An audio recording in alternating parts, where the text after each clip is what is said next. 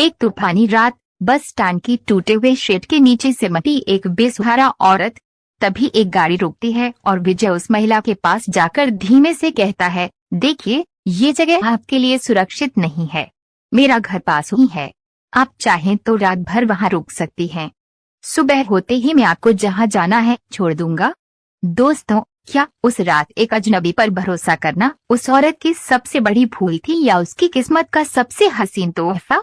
आइए सुनते हैं एक ऐसी दास्तान जहां दो टूटे हुए दिल एक दूसरे का सहारा बनते हैं।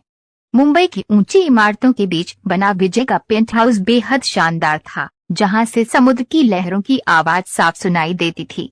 पर उस आलीशान घर के सन्नाटे में एक अजीब सी बेचैनी थी।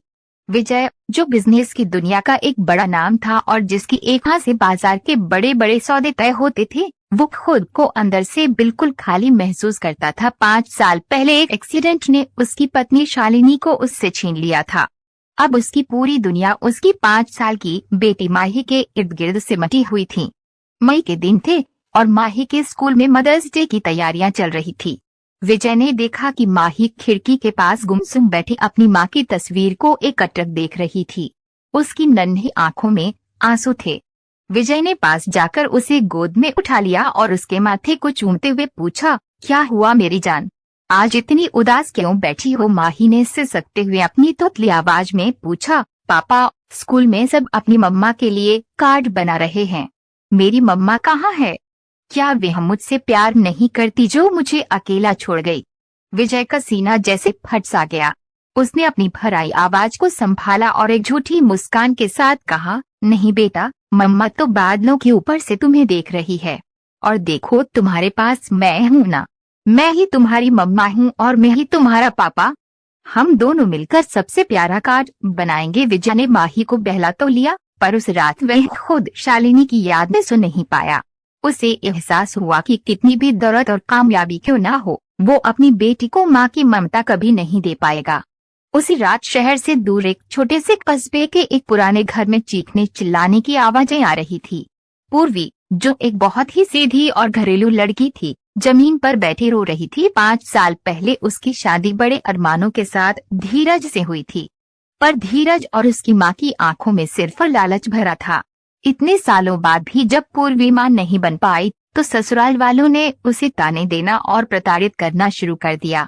उसकी सास चिल्लाते हुए बोली, 5 साल हो गए इस घर में आए, पर एक वारिस तक ना दे सकी। हमारे खानदान का नाम आगे कैसे बढ़ेगा? तू तो हमारे घर के लिए ही मनहूस है। नशे में धुत धीरज ने पूर्वी का हाथ मरोड़ा और उसे झकझोरते हुए कहा, तुझ जैसी बदकिस्मत लड़की से शादी करके मेरी तो जिंदगी बर्बाद हो गई। ना ढंग से रहना आता है, ना मेरा घर संभाल पाई।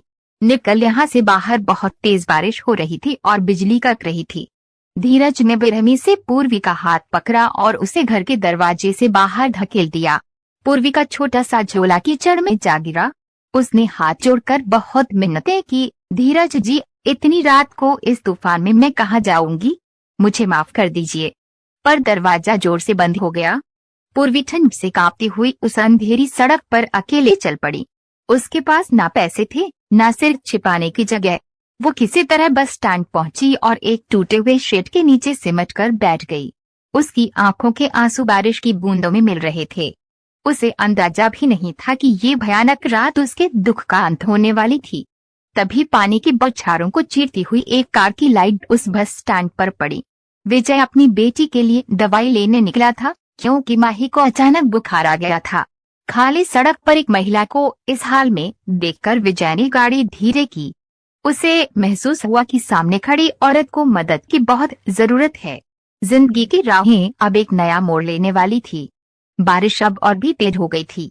विजय अपनी गाड़ी के शीशे से बाहर देख ही रहा था कि हेडलाइट की रोशनी बस स्टैंड के शेड के नीचे सिमटी एक औरत पर पड़ी। वो बुरी तरह भीगी हुई थी और अपने गीले आंचल से खुद को ढकने की कोशिश कर रही थी। विजय ने तुरंत ब्रेक मारा। उसके मन में एक पल के लिए उलझन हुई, इतनी रात और ऐसा मौसम, एक अकेली औरत यहाँ क्या कर रही होगी? विजय छाता लेकर बाहर निकला। पास पहुंचा तो देखा कि वह लड़की डर से कांप रही थी। उसके चेहरे पर चोट के निशान थे और आंखों में एक ऐसी बेबसी थी जिसे विजय पहचानता था। ये वही खालीपन था जो वह खुद हर रात महसूस करता था। आप ठीक तो हैं? विजय ने नरमी से पूछा। पूर्वी ने चौंक कर ऊपर देखा। उसे डर था कि कहीं धीरज तो नहीं आया, पर सामने एक अजनबी खड़ा था जिसकी आंखों में उसे क्रोध नहीं बल्कि फिक्र दिखाई दी। पूर्वी कुछ कह नहीं पाई, उसकी आंखों से बस आंसू बह निकले। विजय ने उसकी हालत देखकर कहा, देखिए, मुझे नहीं पता आपके साथ क्या हुआ है, पर इस वक्त यहाँ रुकना आपके लिए सुरक्षित नहीं है। मेरा घर पास ही है, वहाँ मेरी बेटी और उसकी देखभाल के लिए काकी है। आप चाहें तो रात भर वहाँ रुक सकती हैं। मैं जबरदस्ती नहीं करूँगा, पर आपको इस हाल में यहाँ छोड़कर जाना मुझे ठीक नहीं लग रहा। पूर्वी ने विजय की तरफ देखा। उसे उस अजनबी की बातों में एक अजीब सा भरोसा महसूस हुआ। वह बिना कुछ बोले चुपचाप गाड़ी में जाकर बैठ गई। जब वे पेंट हाउस पहुंचे तो वहां अफरा-तफरी मची थी। रमा काकी बदहवास होकर यहाँ वहां दौड़ रही थी। क्या हुआ काकी? माही कहाँ है? विजय ने घबरा कर पूछा। काकी ने हांफते हुए कहा, बेटा, माही को बहुत तेज बुखार चढ़ गया है। वो रो रो कर बुरा हाल कर रही है और सिर्फ अपनी मम्मी को पुकार रही है। वो किसी को हाथ तक नहीं लगाने दे रही। विजय भागकर माही के कमरे में गया। पूर्वी भी उसके पीछे पीछे आ गई। माही बिस्तर पर तड़प रही थी और बार बार कह रही थी, मम्मा, मुझे मम्मा के पास जाना है। विजय उसे संभालने की कोशिश कर रहा था, पर माही हाथ पांव मार रही थी।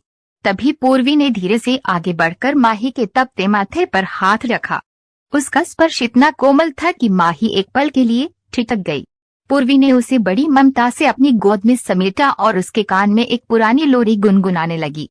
हैरानी की बात थी कि जो बच्ची किसी से संभल नहीं रही थी, वह इस अजनबी औरत की गोद में शांत होने लगी। माही ने धुंधली आंखों से पूर्वी को देखा और उसका कुर्ता कसकर पकड़ लिया। उसे पूर्वी की गोद में वही सुकून मिला जिसकी उसे तलाश थी। पूर्वी की अपनी आंखें भर आई। जिस समाज ने उसे बांझ कहकर ठुकरा दिया था, आज एक बच्ची उसी के सीने से लगकर चैन की नींद सो रही थी। उसे पहली बार लगा कि वे अधूरी नहीं है। विजय दरवाजे पर खड़ा ये सब देख रहा था।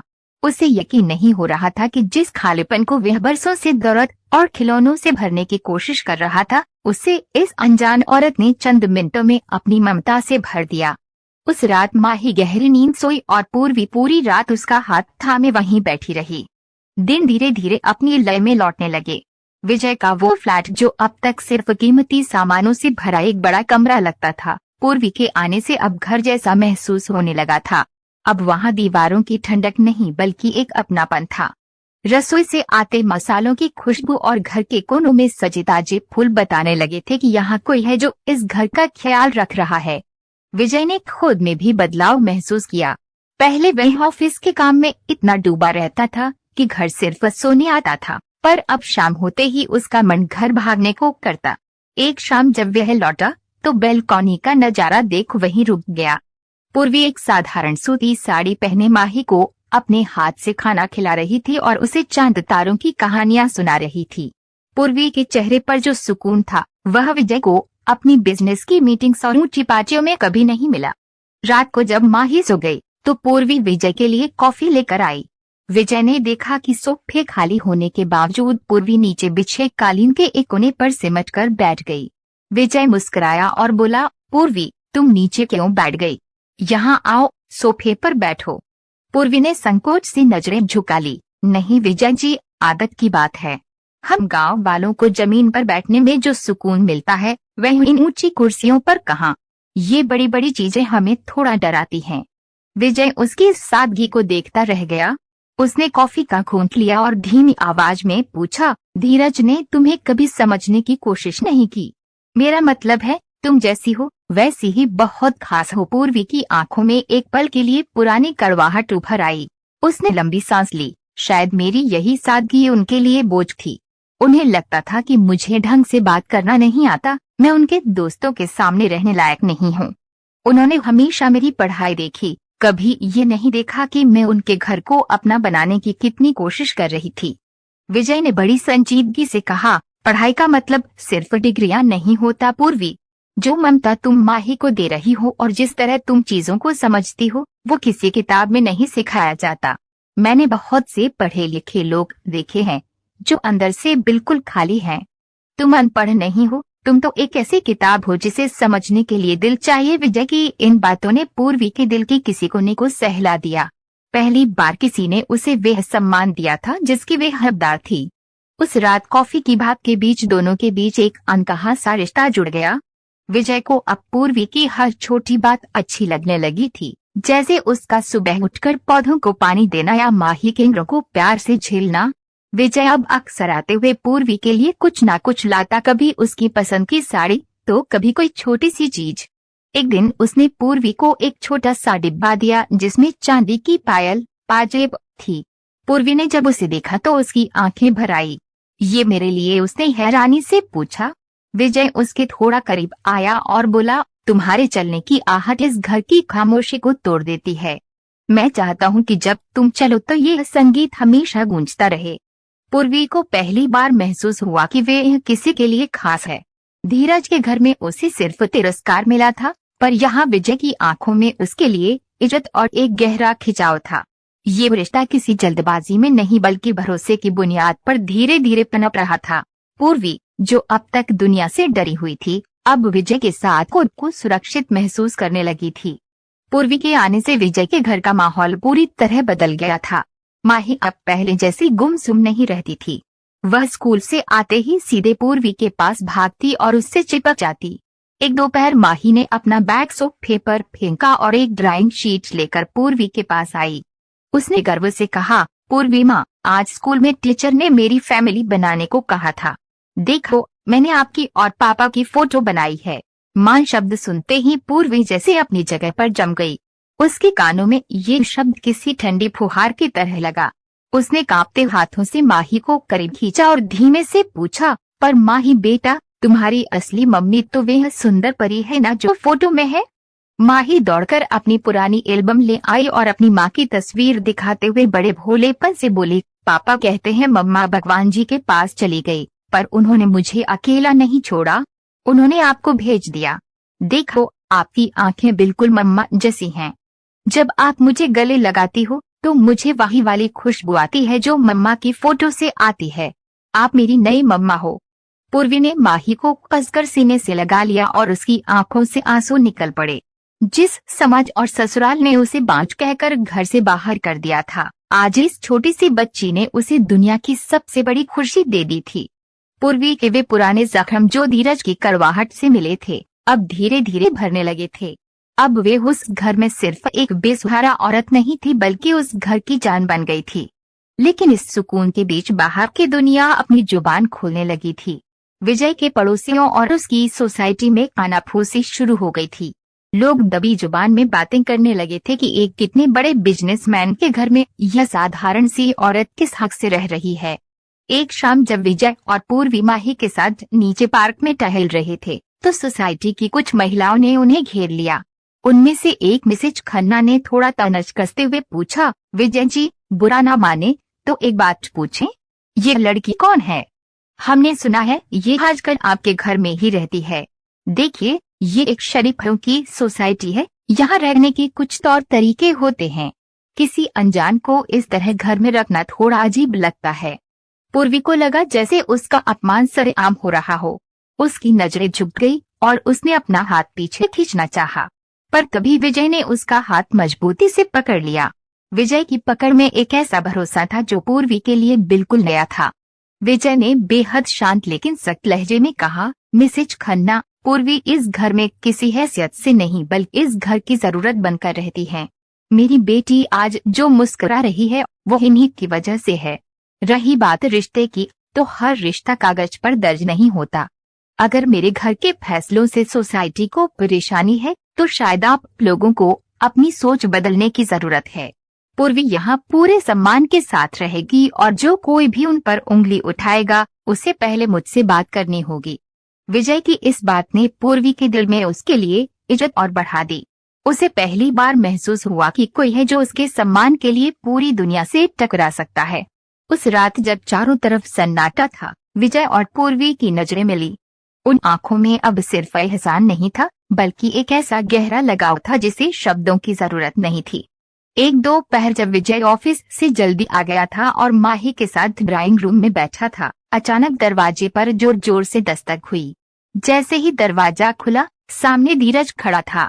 उसकी आंखों में लालच और चेहरे पर वही पुरानी क्रूरता थी। धीरज ने घर की भव्यता को देखा और फिर पूर्वी पर नजर डाली, जो अब पहले से कहीं ज्यादा सुंदर और स्वस्थ दिख रही थी। धीरज चिल्लाया, "तू यहाँ छिपी बैठी है? तू शहर के रईस के साथ गुलछर्रे उड़ा रही है और गांव में मेरी बदनामी हो रही है। चल चुपचाप मेरे साथ वापस चल।" पूर्वी थर-थर कांपने लगी। पुराने जख्म एक बार फिर ताजा हो गए। विजय तुरंत पूर्वी के आगे ढाल बनकर खड़ा हो गया। उसने ठंडी और भारी आवाज में कहा, "धीरज, अपनी आवाज नीची रखो। तुम इस घर में बिना इजाजत घुसने की हिम्मत कैसे कर सकते हो? और पूर्वी अब तुम्हारे जुल्मों का शिकार नहीं बनेगी।" धीरज ने ठहाका लगाया और बदतमीजी से बोला, "साहब, ये मेरी बीवी है। कानूनन इस पर मेरा हक है। तुम जैसे बड़े लोग गरीब की औरतों को बहला फुसलाकर घर में रखते हो और हमें नसीहत देते हो। पूर्वी, अगर अभी नहीं चली तो मैं तुझे और तेरे इस नए मालिक को बदनाम कर दूंगा।" पूर्वी की आंखों में खौफ था। वह अपनी किस्मत को कोसने ही वाली थी कि तभी पीछे से एक छोटी सी आवाज आई। मम्मा माही दौड़ती हुई आई और उसने पूर्वी की टांगों को कसकर पकड़ लिया। वो रोने लगी और धीरज की ओर देखते हुए चिल्लाई, "गंदे अंकल, मेरी मम्मा को मत ले जाओ। पापा, इन अंकल को भगाओ यहाँ से। मम्मा ने वादा किया था कि वह मुझे छोड़कर कभी नहीं जाएंगी।" माही की सिसकियों ने जैसे पूर्वी के भीतर सोई हुई एक शेरनी को जगा दिया। उसने अपनी कांपती हुई मुट्ठियों को बिंचा और अपनी नजरें उठाकर धीरज की आंखों में झांका। पूर्वी ने बुलंद आवाज में कहा, "हक की बात मत करो धीरज। जिस दिन तुमने मुझे उस तूफानी रात में घर से बाहर निकाला था, उसी दिन तुमने अपना हर हक खो दिया था। मैं तुम्हारे लिए बांझ और गवार थी, पर इस बच्ची के लिए मैं उसकी दुनिया हूँ। मैं अब उस नर्क में वापस नहीं जाऊंगी जहाँ इंसान की कीमत उसकी कुख और उसकी डिग्री से आंकी जाती है।" विजय ने धीरज की कॉलर पकड़ी और उसे दरवाजे की ओर धकेलते हुए कहा, "सुनो धीरज, कानून अब पूर्वी के साथ है। घरेलू हिंसा और त्याग के केस में मैं तुम्हें जेल पहुंचा सकता हूं। अगर दोबारा इस घर के आसपास भी दिखे तो तुम्हारा अगला ठिकाना पुलिस स्टेशन होगा। निकल जाओ यहाँ से धीरज।" विजय का रुतबा और पूर्वी का नया आत्मविश्वास देखकर सहम गया और बड़बड़ाता हुआ वहां से भाग निकला। उसके जाते ही पूर्वी जमीन पर बैठ गई और माही को गले लगाकर फूट फूट कर रोने लगी। विजय उसके पास बैठा और बड़ी कोमलता से पूर्वी के हाथ को अपने हाथ में ले लिया। विजय ने भावुक होकर कहा, "पूर्वी, समाज शायद हमें अब भी सवालिया नजरों से देखे, लेकिन मेरी और माही की दुनिया तुम्हारे बिना फिर से वीरान हो जाएगी। क्या तुम इस अधूरे संसार को हमेशा के लिए अपना नाम दोगी? क्या तुम मेरी पत्नी और माही की माँ बनकर इस घर को अपना घर बनाओगी?" पूर्वी ने आंसुओं के बीच विजय की आंखों में वह सच्चाई देखी जिसकी वह वर्षों से हकदार थी। उसने धीरे से सिर हिलाकर अपनी सहमति दी। माही खुशी से उछल पड़ी और चिल्लाने लगी, "ये अब मेरी मम्मा कहीं नहीं जाएंगी।" कुछ दिनों बाद एक सादे समारोह में विजय और पूर्वी ने 7 फेरे लिए। पूर्वी को वह सम्मान मिला जिसकी उसने कल्पना भी नहीं की थी और विजय को एक ऐसा जीवन साथी मिला जिसने उसके घर के सन्नाटे को संगीत में बदल दिया। माही के मदर्स डे का कार्ड अब पूरा हो चुका था, क्योंकि उसके पास अब दुनिया की सबसे प्यारी माँ थी। वो घर जो कभी केवल ईंटों का ढांचा था, अब प्यार और विश्वास की खुशबू से महक उठा था। तो दोस्तों, विजय और पूर्वी की ये कहानी हमें बस एक छोटी सी बात सिखाती है कि रिश्ते केवल खून के नहीं होते। कभी कभी अजनबी लोग भी अपनों से बढ़कर घाव भर देते हैं। और जहाँ तक माँ की ममता की बात है, तो वह किसी की कोख की मोहताज नहीं होती। ममता तो वह एहसास है जो किसी बेजान घर को भी खुशियों से भर दे। जिस पूर्वी को दुनिया ने बाझ और मनहूस कहकर दुत्कारा, उसी ने एक उजड़े हुए परिवार को फिर से जीना सिखा दिया। इंसान की असली पहचान उसके पास मौजूद कागज की डिग्रियों या समाज के दिए हुए खोखले नामों से नहीं होती। विजय के पास दुनिया भर की सुख सुविधाएं और कामयाबी थी, पर उसने अपनी असली दौलत तब पाई जब उसने एक बेसहारा औरत के दुख को समझा और उसका हाथ थामा। जिंदगी हमें अक्सर ऐसे मोड़ पर ले आती है जहां हमें लगता है कि सब खत्म हो गया, पर असल में वहीं से एक नए और खूबसूरत सफर की शुरुआत हो रही होती है। बस जरूरत है तो उस हाथ को पहचानने की जो अंधेरे में हमारा साथ देने के लिए बढ़ा हो। दोस्तों, आपको ये कहानी कैसी लगी? अपनी राय हमें कमेंट में जरूर बताइए। अगर कहानी अच्छी लगी हो तो वीडियो को लाइक कीजिए। ऐसी ही और दिल छू लेने वाली कहानियां सुनने के लिए चैनल SK स्टोरी 105 को सब्सक्राइब कीजिए। जय हिंद।